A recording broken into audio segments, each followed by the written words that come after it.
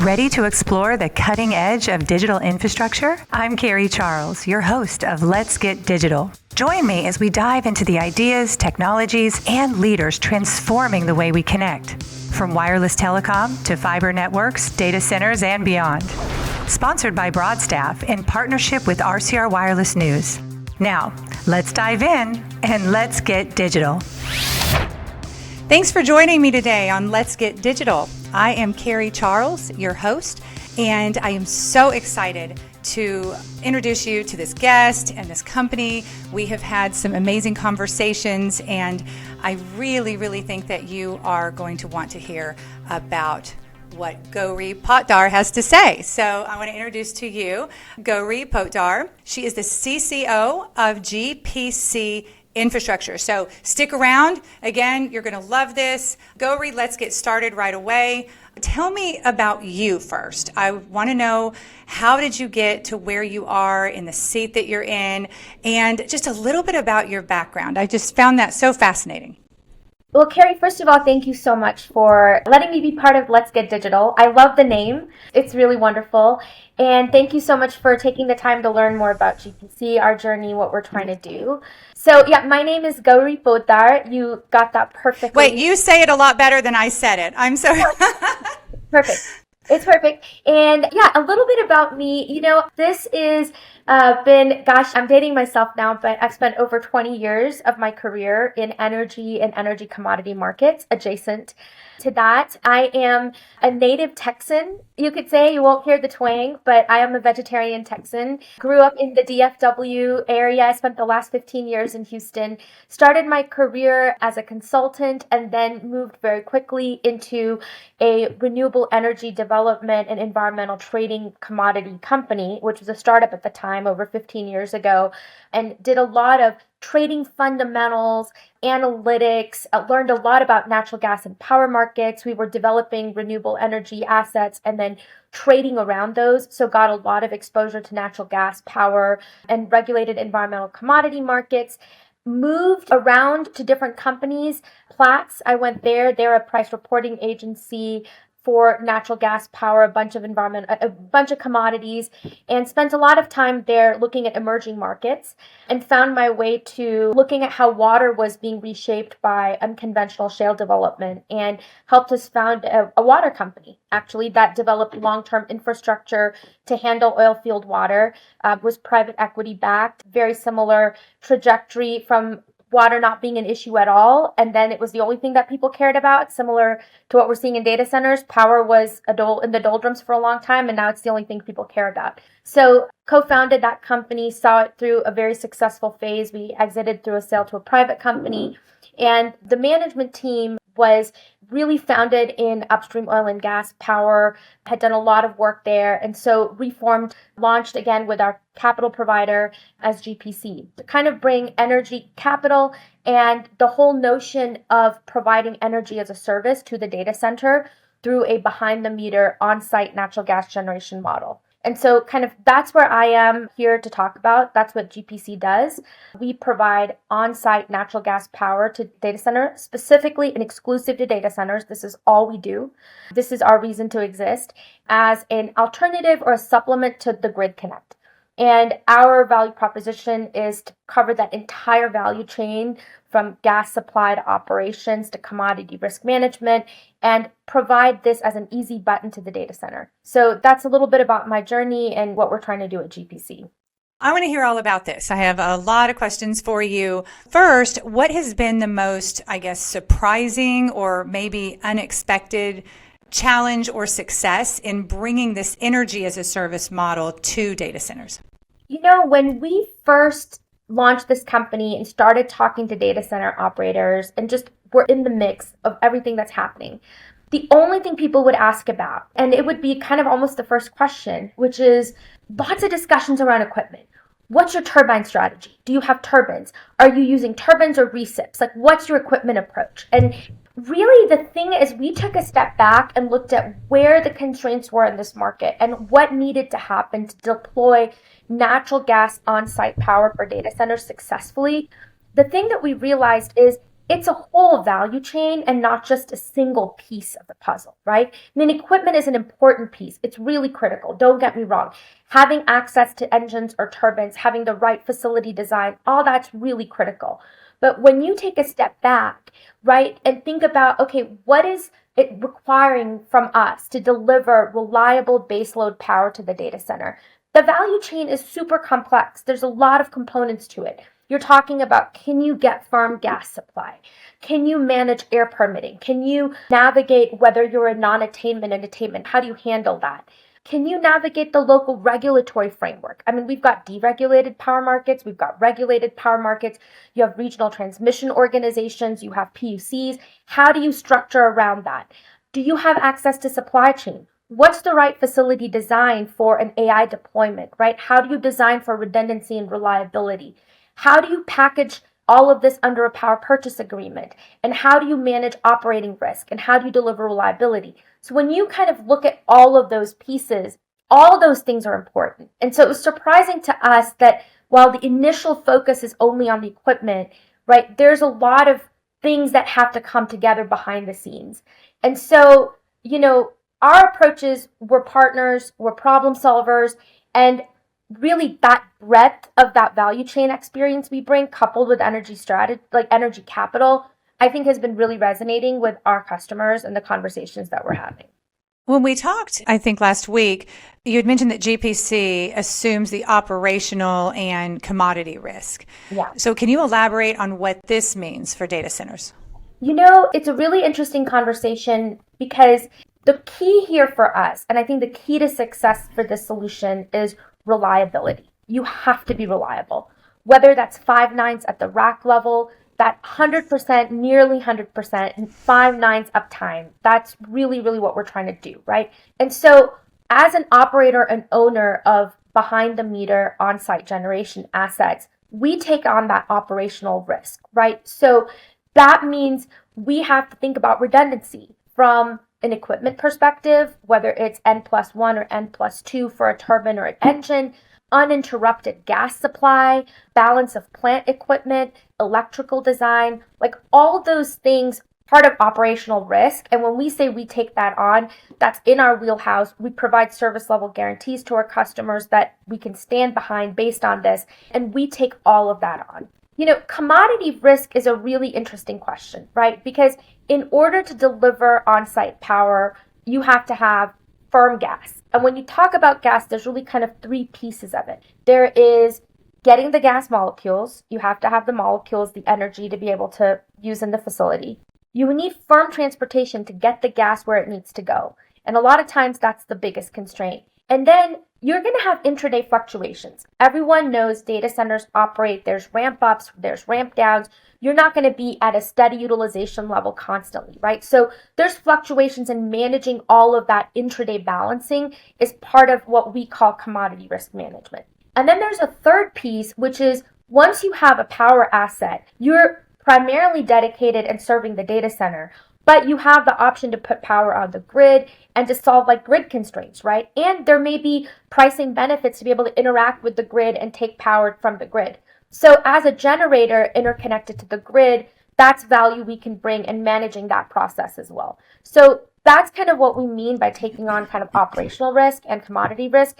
That's kind of part of that whole value chain. So beyond speed to market, control, capital, how do GPC's sustainability options for data centers compare to traditional grid connectivity? When there's this paradigm shift to on-site power, there's a lot of questions. Okay, you're using a fossil fuel. There's ESG commitments that people have made to try to be carbon neutral, to drive to net zero, to reduce water use. All of these kind of components. I would actually argue that on-site generation gives you a lot of flexibility to handle all of these. And let me give you a really specific example. So if you look at the efficiency of the grid overall, it's kind of in the mid-30s. You've got transmission losses, you've got distribution losses, you've got generation that, fluctuates up and down. So the grids call it about 34-35% efficient. If you have a simple cycle on-site power facility on its standalone basis, you're already a little bit more efficient because you don't have the line losses associated with transmission and distribution. you probably 37-38% efficient. But on-site power gives you the option to capture the waste heat, which is a waste product that normally you wouldn't, this is actually very standard in large industrial complexes, is to capture that waste heat. For the data center use case, you can actually use a technology called absorption chillers to provide a cooling stream to the data center. So you're taking a waste product, providing a cooling stream to the data center. There is CapEx involved, minimal OpEx because you're taking a waste product. But what you're doing for the data center is you're reducing their PUE, you're unlocking additional compute capacity, and on a greenhouse gas emissions intensity basis, you are in many cases up to 40% better than what the grid can offer from an emissions perspective. So doing an on-site project and being able to capture the waste heat inherently, you have a very, very sustainable path to get to an 80-85% efficient solution with a technology. And it gives you options. You don't have to do that right away. You can do that later on. The second is, I've started a renewable natural gas business in a prior life. I've helped to, source those projects, schedule that gas, and provide a mitigation strategy for methane, which is a very potent greenhouse gas. On-site natural gas generation, you can actually source renewable natural gas and blend it into your traditional natural gas stream.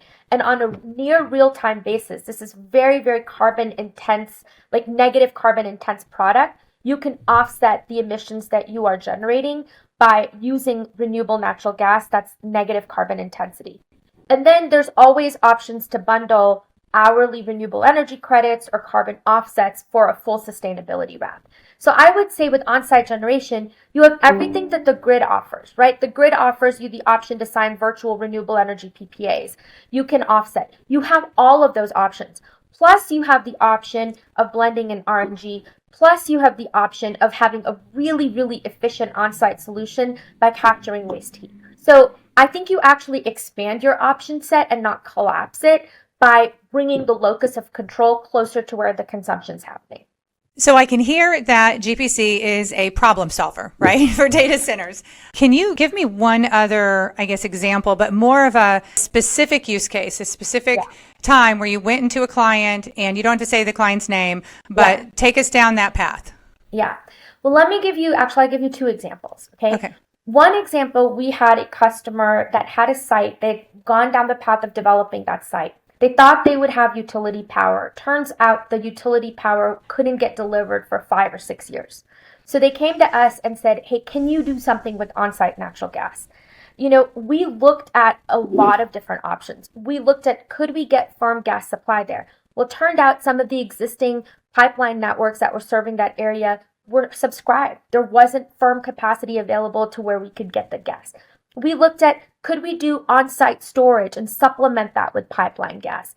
Then we realized through some of our conversations and being in the market that an alternate pipeline was planning an expansion, right? And we could go and secure firm gas transportation for this site by working with them. And so we have now marched down the path where we have secured firm gas supply from them through an alternative pipeline provider. We will be bringing the gas to the facility, and this project is going to have an online date that's far sooner than what the grid can provide, right? And so this is a specific example where, we were able to solve a very critical gas supply issue for them. And without having solved that issue, this solution wouldn't have worked. Like, we couldn't have gotten an on-site power generation project going. So it's a very specific example. Another example was a data center that wanted to be inside a non-attainment area. Air permitting is a really critical piece of this. We have to think about ozone. We have to think about NOx. They wanted to be in a non-attainment area. They weren't going to be able to get the power. So the question is, could we design a hybrid solution where they're going to get some power from the utility, some power from an on-site source, which, because it's in non-attainment, has to be maybe a little bit smaller than we would want outside of non-attainment. But now the question is, can we deliver power inside one data building, meaning one building that has multiple sources, meaning that one building, not one, has some halls that are powered by natural gas behind the meter, some halls that are taking grid power, everything that needs to be connected to their backup systems, right? Their backup diesel generators. So how do you solve for that? And what does the electrical distribution strategy look like? And how do you ensure redundancy? That's another example where we solve that problem and, are continuing to progress that project. So, I think for us, we can be as high level and solve problems at the 30,000 foot level. We can be in the very nitty gritty, but really we want to be a partner to the data center. Like we want to collaborate, solve the problems together, roll up our sleeves and, put our money and capital where our mouth is, for lack of a better term. So what are the bottlenecks when connecting a data center to this network? Okay, so, there is a very extensive natural gas infrastructure. We're blessed to have a lot of gas supply, and then we're blessed to have thousands of miles of, pipeline networks. Now, the devil is always in the details, right? Because these pipelines were already built to serve specific markets, specific customers. And so while they're a lot less congested than the power grid, there's still pockets where it's constrained and you're not going to be able to get gas where you need it to go. And I always separate like the supply, meaning what producers are doing from a drilling and production perspective, and transportation, which is can you get the gas where you need it, when you need it? And that's a constraint that's really very local. You have to understand what the local grid dynamics are in a specific region to be able to understand where you have available capacity that you can access today and where there are expansions coming that are maybe going to be a little bit faster than what the grid can do and what you can access. So I would say that's the biggest thing to think about is if you're going to site projects from a gas perspective versus a grid perspective, you have a lot more options. That said, you still have to know where there are, available pockets of capacity, right? So you talked a little bit about the flexibility. I heard you say that word of the natural gas industry compared to utilities. Can you provide an example of how this flexibility benefits data center operators?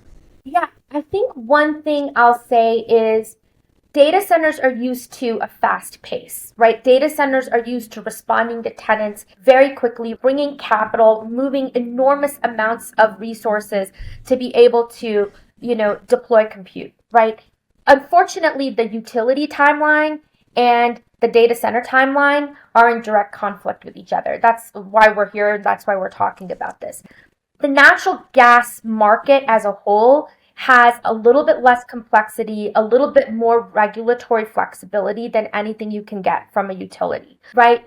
Because the pipeline network is very, very extensive, a lot more sites and locations are going to open up for data centers, right? So a market like, I'm going to say, Phoenix, right, which may be grid constrained, there are places in that market where gas is available and you can site a data center. So for one thing, it's going to open up more locations for you. The second is the gas market in general, they're faster and will respond more quickly versus the utility. The utility is managing the PUC, the regional transmission organization, the investor-owned utility. They get a rate of return whether they serve a data center or a residential customer, right? So they have no economic incentive necessarily to move faster for you because their rate of return is fixed. They're not getting paid to move faster for you necessarily. Not that they don't want to, by the way. It's just the incentive structure is structured differently and they have a lot of hurdles to walk through. The pipeline operators and the gas suppliers, they'll respond to economic incentives. So if they see demand, they'll respond. And so I think that flexibility is available to the data center by opening up more regions for development and being able to access power faster. The third thing I'll say, and this is really about kind of the natural gas markets and the ability to structure products and manage price and volume risk, you have a lot of ability to access that through the gas markets. They're very liquid, they're very diverse, there's a lot of players, you get a lot of flexibility. So there's that piece of it too. Let's go a little bit deeper into air permitting. Okay. Because you had said it's really a significant factor. How does GPC approach site selection and project design to navigate these regulatory requirements? Okay, so air permitting is a big one. Okay. Non-attainment for ozone and NOx, severe non-attainment, maintenance non-attainment, all these are different statuses. No, that's not maybe a word, but I think it is. It's a word. We'll say it is. We'll So counties will, have a status for their air quality, right? And that will restrict to what extent you can develop there. So I'll give you a really good example. The DFW area we know is a tier 1 data center market, but the 9 counties that are surrounding DFW are all in severe non-attainment for ozone. That means if you want to develop inside that area, you're going to need to access either emissions offsets where someone else has shut down their operations and have effectively freed up capacity for you to develop there, or you're going to have to limit the size where you're developing to be able to get a permit, or you're going to need to move outside of those areas to avoid these restrictions. And so for us, air permitting, understanding what the restrictions are, knowing where we can site, knowing where the air modeling requirements will allow us to develop, and then finally designing and putting the right equipment in place to be able to meet those standards, all of that is part of that value proposition and what we think about and how we think about it from the very beginning. I mean, frankly, I'll tell you, we're not land developers, but we will work with land developers to identify sites where we can deploy solutions. And sometimes that's part of the value we bring, which is you want to develop here. Well, if you move, 20 miles here,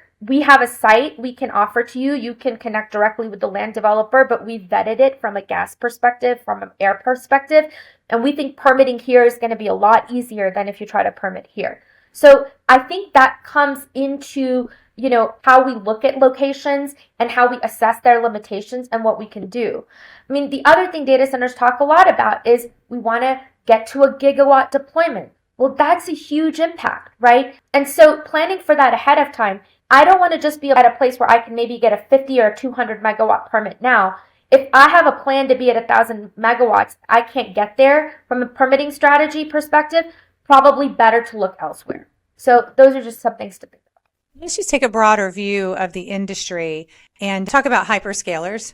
Yeah. And that's all we hear about these days in the data center world. But obviously, hyperscalers are building increasingly large data centers to accommodate the explosion of AI. How does GPC's on-site power generation solution scale to meet these demands? Well, I mean, the beauty of a lot of the equipment that we're talking about is it's containerized, it's modular, and it can scale. So we don't have to deploy 1,000 megawatts today. We need to think about the design for that today. We need to think about, do we have gas supply that can accommodate that? And if the expansion is happening, we probably want to get ahead of it and secure that today. But from a equipment perspective and a staging equipment perspective, once we've kind of thought about the gas supply and the permitting for the full range of the project, staging in additional equipment over time is, kind of part of our process. And it's part of how the equipment providers are thinking about it too. So we really think about it from a modular perspective and the ability to add, capacity over time. So data centers are evolving to have more in common with, I guess, large industrial complexes, right, that historically have had significant on-site generation. What does this mean for the future of data center power infrastructure? Okay, I'm probably going to get pilloried for saying this. I know I am. And Good. Bring it on. Let's do it. I'm going to put it out there. I'm going to be controversial.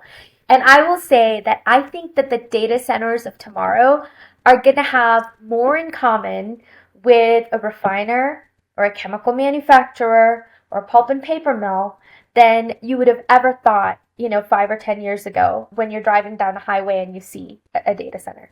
And that's because large industrial loads, very, very large industrial loads that have had high power needs have traditionally had a model where they self-generate some portion of that power. A lot of times they co-generate, meaning they capture the waste heat and use it either to support an industrial process or to have a combined cycle generation or to just be a very, very efficient generator, right? And then they have a part where they interact with the grid, where that generator either places the excess power and sells it back to the grid, or they may have a load that's taking some portion of power from the grid. But it's a hybrid approach. And they do this to be able to control their own destiny to a certain extent. They also do this to optimize around price and risk and from a redundancy perspective. And they do this to be highly efficient. And when you're talking about data centers that used to be maybe 10 or 20 megawatts and now are going to be more like 500, 600, or to a gigawatt, this is the model I think that has been well tread, right? Other industries have done this, have solved for this. I understand that maybe the end use case and the end reliability needs may be slightly different, but at a 30,000 foot level, you are a highly concentrated load. You're a very large load. And this is, I think, where the data center industry will find itself to kind of go down this path where you take some ownership and have self-generation as part of the solution set, right? I think it makes a lot of sense. And it's a responsible way to handle this development, which interacts responsibly with the grid and with the ratepayers, right? Rather than asking the ratepayer to be responsible for all of this incremental load, it's a partnership and a win-win for both. Everything you're saying just makes so much sense. And I know I told you this last week. It just seems like, what are the challenges with adoption, a broader adoption? And, what do you foresee running into when you're really trying to help data centers take this on? I think anytime you're introducing, even though this is a solution that's established in other industries, it's still new to the data center space, right? So for a long time, the question was, would this even hunt? Would there be any acceptance that on-site natural gas specifically could be a part of the solution? I think that paradigm shift is starting to happen, and that pivot of, hey, there's a real need here and we can go deploy these projects. I think that's happening. But I think to fully scale the solution, we have to earn the trust of the industry, and we have to provide the reliability that the industry is looking for, and we have to prove it, right? Like, that's where the rubber will meet the road. And I always say, like, trust and reliability are the cornerstones of how we win as a solution and how GPC wins specifically. And I think that's where we are today, is we find the right level of kind of risk sharing, right? Because here it's a partnership. We're coming on site. We're a permanent solution for the most part. Our role can over time transition to backup if needed when the grid is available. But we are on site as a kind of permanent installation, if you will. And so as part of that, we have to design for that 5 nines of rack level reliability. We have to always be there. We have to meet the uptime needs of this industry and the ramp up, ramp down, and transient needs of this industry, and be able to solve for that. I think that's what we need to, that's kind of the Rubicon we need to cross. That's the valley we're walking through right now. And that's what we're trying to prove ourselves as partners and problem solvers. So, Gauri, I'm curious about this. Like, what is it that drives you? I mean, you are so passionate. I love talking to you. Your energy just lights me up. And obviously, you and your team have an enormous amount of experience and knowledge in this area. So I have no doubt you're going to accomplish your goals. But what drives you? What is your why? What do you see so exciting about the future? Okay, so I will give you 2 answers to that question. Okay. My personal why is I love solving problems, and I love building a team, and I love just being in the thick of seeing what the challenges are and seeing if we can solve those and meet those challenges, right? And do it in a responsible way. Do it in a way that's a win-win for everybody. Like, maybe that's a little Pollyannish of me, if you will, but just the notion of, hey, here's a big problem. Here's a big problem for this industry. Here's a big problem for, the progress of technology and really for our society, right? And how do we do this in a responsible way? And can I bring something personally to the table that moves the needle? And can I do it in a way that is with people I love being around and developing long-term relationships and really being a problem solver and bringing value to the table? So my personal why is I just love the challenge of it. I love knowing and seeing if we can try to make a difference here, right? So that's my personal why, I guess. I think the other answer I would give you is maybe, I'm a parent. I've got 2 kids, 11 and 7. And, I think our world is really, really rapidly changing. And I think that showing them, like, laying the groundwork for something that's kind of bigger and being part of it and saying, hey, look, you can do big things too. And there's big problems that can be solved. And don't let, a lot of kind of the volatility and all the things that we're dealing with, don't let that get you down. Like, try, always, keep fighting, always keep going. And don't give up. Like, I think for me, that's really important in how I try to live my life and what I try to show my kids. So I don't know. I don't know if those are good answers. I love it. It just reminds me. I have this behind me, behind my desk, trust your crazy ideas. And yes. I completely agree with you about the kids. I mean, I have a similar view with my children, and, my kids really believe, at age 24 and 26 that anything is possible. Like they can create anything. So more power to you. Gauri, you are such an inspiration. Oh my gosh. You just thank you. Thank you for coming on the show. I know you've inspired so many people today. How can we reach you? How can we learn more? Your website, maybe, yes. I don't know, phone numbers? Yes, all of these are available. Please go to our website, www.gpcinfrastructure.com. It stands for Gas Powered Compute. If you want to tell yourself it stands for Gauri Potdar's company, you can also do that. It doesn't stand for Gauri Potdar's company. It stands for Gas Powered Compute, but gpcinfrastructure.com. We'd love to talk to anybody that has potential sites, is thinking about whether they can bring gas to a site and is looking for a partner. We'd love to talk to other providers that are in this space to compare notes, to see how we can collaborate and push through and share ideas. And we just are very excited to be part of this industry and try to help. I'm so excited to meet you. I can't wait to see you at the next event. Gauri, thank you so much for coming on the show. Thank you very much. Really appreciate it. Take care. Take care. Bye-bye. Thanks for tuning in to Let's Get Digital. This podcast is powered by Broadstaff, a national staffing firm specializing in digital infrastructure talent. Don't forget to subscribe, leave a review, and join me next time as we explore more stories at the intersection of technology, talent, and transformation. Until then, let's get digital.